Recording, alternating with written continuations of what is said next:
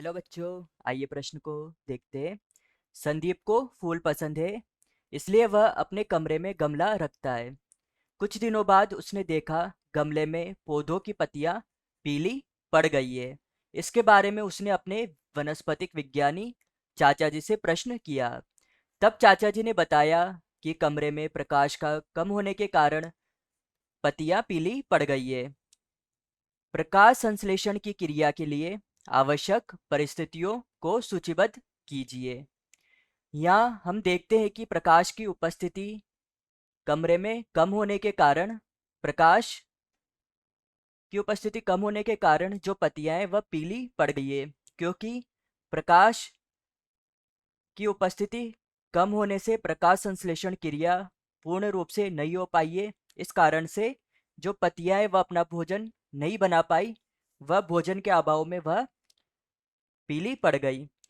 तो हमारी मुख्य उदाहरण होगी कि प्रकाश संश्लेषण के लिए कौन सी परिस्थिति आवश्यक आवश्यक है, या प्रकाश संश्लेषण के लिए कौन सी सामग्री आवश्यक है। तो हमारी मुख्य उदाहरण होगी, मुख्य अवधारणा अवधारणा होगी कि प्रकाश संश्लेषण के लिए प्रकाश प्रकाश संश्लेषण के लिए कौन सी परिस्थितियां या कौन सा वातावरण संश्लेषण अनुकूल होता है। प्रकाश संश्लेषण के लिए आवश्यक कौन सी सामग्री आवश्यक है या परिस्थितियां आवश्यक है। आवश्यक परिस्थितियां परिस्थितियां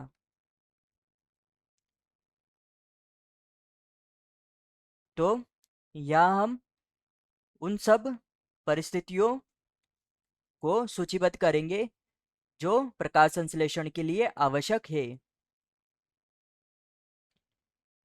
आवश्यक आवश्यक परिस्थितियां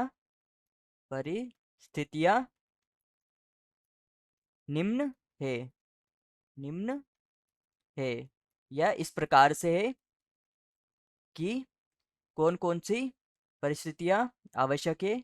वह होगी, पहली, सूर्य का प्रकाश। सूर्य पहली होगी सूर्य का प्रकाश। बिना सूर्य प्रकाश के प्रकाश संश्लेषण संभव नहीं है। जैसा नाम से ही पता चल रहा है कि यह प्रकाश संश्लेषण है, प्रकाश का संश्लेषण होगा, तो सूर्य का प्रकाश तो आवश्यक होगा। सूर्य का प्रकाश सूर्य प्रकाश।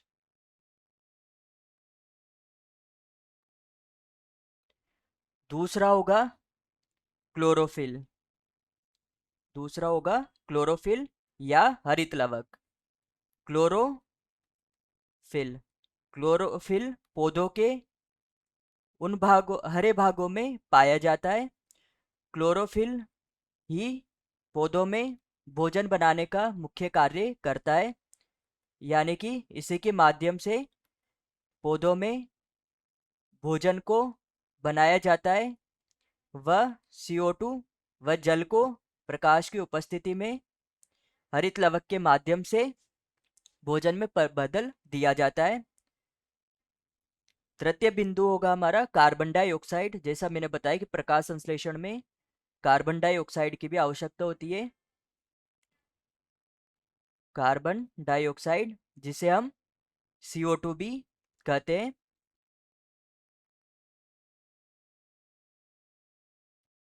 कार्बन डाइऑक्साइड जिसे हम CO2 भी कहते हैं, वह भी अत्यधिक आवश्यक है प्रकाश संश्लेषण के लिए। CO2 CO2 को लेने के कारण ही पौधे हमारे वातावरण को शुद्ध बनाने का कार्य करते हैं, क्योंकि यह वातावरण में उपस्थित कार्बन डाइऑक्साइड को अवशोषित कर लेते हैं। चतुर्थ बिंदु होगा हमारा जल।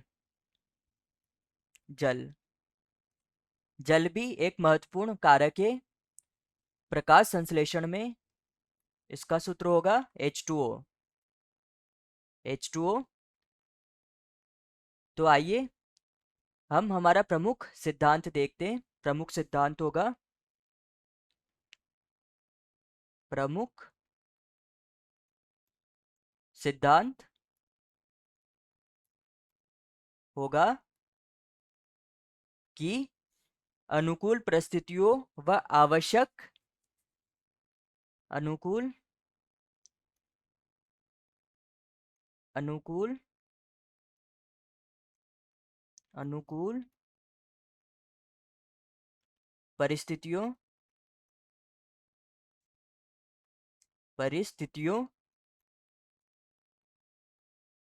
व आवश्यक सामग्री से ही प्रकाश संश्लेषण संभव है। परिस्थितियों व आवश्यक सामग्री से ही प्रकाश संश्लेषण सामग्री से ही प्रकाश संश्लेषण संभव है। बिना इन परिस्थितियों व सामग्री के प्रकाश संश्लेषण संभव नहीं हो पाता है।